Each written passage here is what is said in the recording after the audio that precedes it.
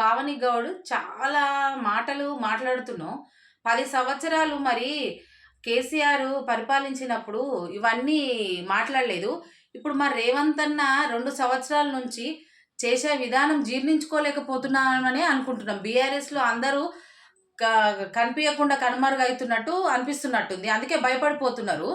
ఇక మహిళలంటే ఎవ్వరు ఏమనరనేసి మా నాయకులను అందరినీ అనడం కరెక్ట్ గాదు. విమర్శించడం కరెక్ట్ గాదు.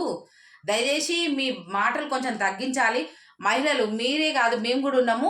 దయచేసి ఎవరి పార్టీ వాళ్ళకి గొప్ప గావచ్చు గానీ, చేసే విధానంలో మార్పులు, చేర్పులు ఉన్నాయో లేదో ఒకసారి గమనించినాక ఇవన్నీ మాట్లాడాలా. ఇష్టమున్నట్టు మాట్లాడితే ఎవరు పడరు. మా ఇప్పుడు మా రేవంత్ అన్న ఏదైతే ఉందో ప్రభుత్వంలో, ఇప్పుడు ఏ రకంగా చేస్తుండన్నది జాగ్రత్తగా గమనించినంక మాట్లాడు. ఎక్కడన్నా ఏమన్నా ఉందా? ఇప్పటికి గూడా మీరు ఇప్పుడు మాట్లాడుతున్నారు గదా పావని గౌడ్ గారు. దయచేసి ఇప్పటికి గూడా కేసీఆర్ గారు మీరు బాపు, బాపు అనే వ్యక్తి మరి బయటకెందుకు రావటం లేదు? ముందు దానికి సమాధానం చెప్పండి. తర్వాత మీ ఇష్టం ఉన్నట్టు మాట్లాడాల.